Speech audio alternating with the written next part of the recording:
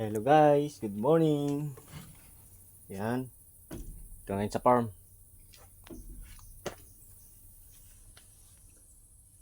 Monday morning.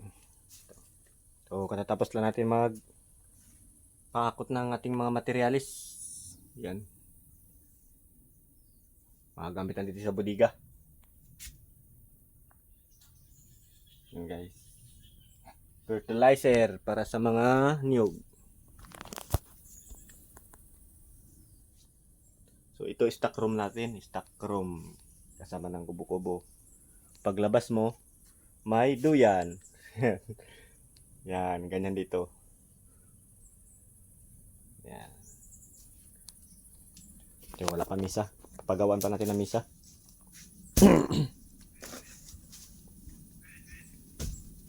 Tapos tayo.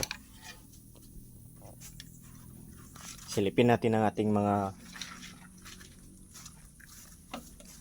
coconut seedlings.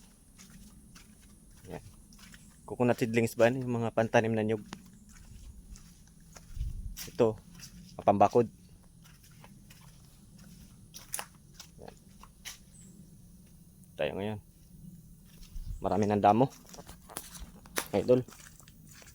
Ito yung problema dito. Another damo, another gastos.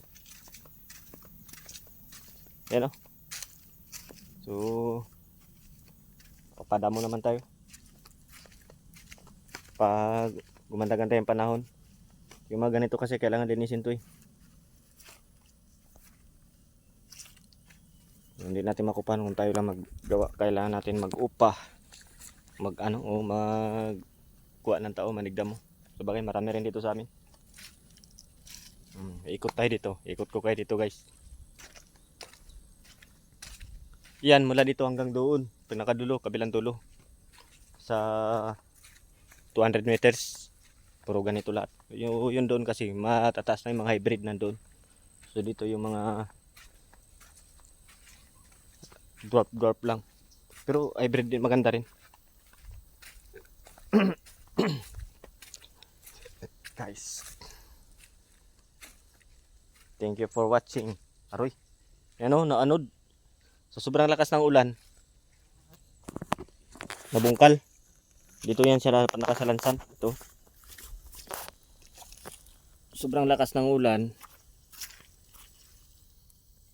I-install natin. Babalik natin sa lalagyan niya. Grabe lakas ng ulan dito. 2 araw na. Kaya yung mga nyug natin, naanod. Yan. So sa farm, patyagaan lang talaga. Ganitong trabaho, tiyagaan. Kailangan lagi mo rin sila mamonitor. Para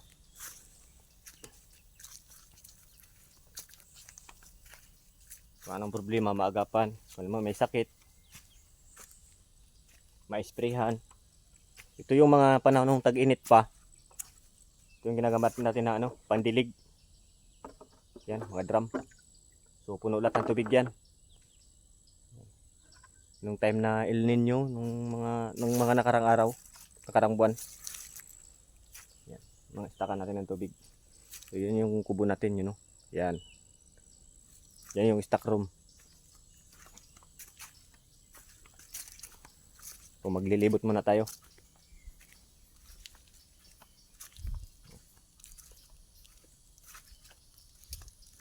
Tapos hanap tayo ng tao na maupahan, magdamo. So guys, matataas na. Kailangan na yung nakaplano na rin yan ita-transplant yung mga nyug natin dito. Yan. Yan.